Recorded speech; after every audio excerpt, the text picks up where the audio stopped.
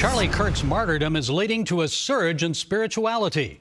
A new Barna Group survey shows that Kirk's assassination is causing a wave of interest in faith and action, particularly among younger Americans. Nearly 1 in 3 adults questioned said they're taking some action as a result of Kirk's death, and spiritual responses outpace politics. 18% said they have taken spiritual action, 5% took political action, and 6% did both. Well, here with more on Charlie Kirk and the impact of his death on American society is writer, political commentator, and publicist Drew Allen, author of the book released this week, The Martyrdom of Charlie Kirk, for Christ and Country. Drew, it's great to talk with you. So for a short while, you served as Charlie Kirk's publicist. What was it about him that has caused so many people to reflect on their spirituality? Well, it's because he was a unique animal in a good way that really believed that faith and God and Christianity was more important than everything else. So everything flowed from that. And so every time he spoke, it was more than a political message. It was basically, he was like a pastor. And, for me, I did not know him personally. I was his publicist for a second to last book last summer, Right-Wing Revolution. But I think that I speak for millions of Americans who didn't know him personally, didn't break bread with him, but found themselves transformed by his death. I mean, it's changed me for the better, and it wasn't temporary. It's been permanent. Well, let's talk about that, because I know in the book you write, quote, "His assassination confronted me with the reality I'd been avoiding, and no other death in my life has pierced me so deeply." In what way, Drew, how did Charlie's death pierce your heart and change you? It hit too close to home. First off was the circumstances that I learned of his death. So Charlie had 2 kids. He was younger than me, 31. I'm 38. But he had a 3-year-old daughter and a 1-year-old son. I've got a, approaching 3-year-old daughter and an approaching 1-year-old daughter as well. And I'm married. And I was sitting in my oldest daughter's, the parking lot at her preschool when I got the news. And then I saw the video while my wife went to retrieve our daughter. And my daughter was running towards the car, screaming just with pure, innocence and joy, "Dad, Dad," because I don't usually pick her up. I'm not there.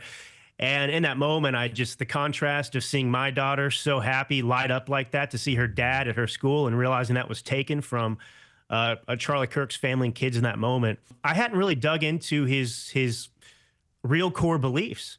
And as I went out there looking like many people, at the clips of Charlie Kirk and what he stood for, I realized that he was somebody that I wanted to become, someone I wanted to be, someone this country needs me and others to be, which is, go forth and make disciples of all nations is the activist message that Jesus Christ leaves us. And he did that, and he did it fearlessly, and he did it with love and compassion. I know throughout the book you point out the radical left in this country still doesn't understand why people were drawn to Charlie Kirk and his legacy. You also discuss how leftists and Islamists are coming together as a significant political force, which does not surprise you, I'm sure. So in what ways are they similar? Why do you think they are attracted to each other? Well, they both possess ideologies of pure destruction, and they have an attitude of a desire to conquer. There is no cohabitation, right? I mean, they just want to dominate. Islam as a religion wants to dominate, especially jihadists. They want to establish a caliphate. The radical left, of course, cannot tolerate any opposing views.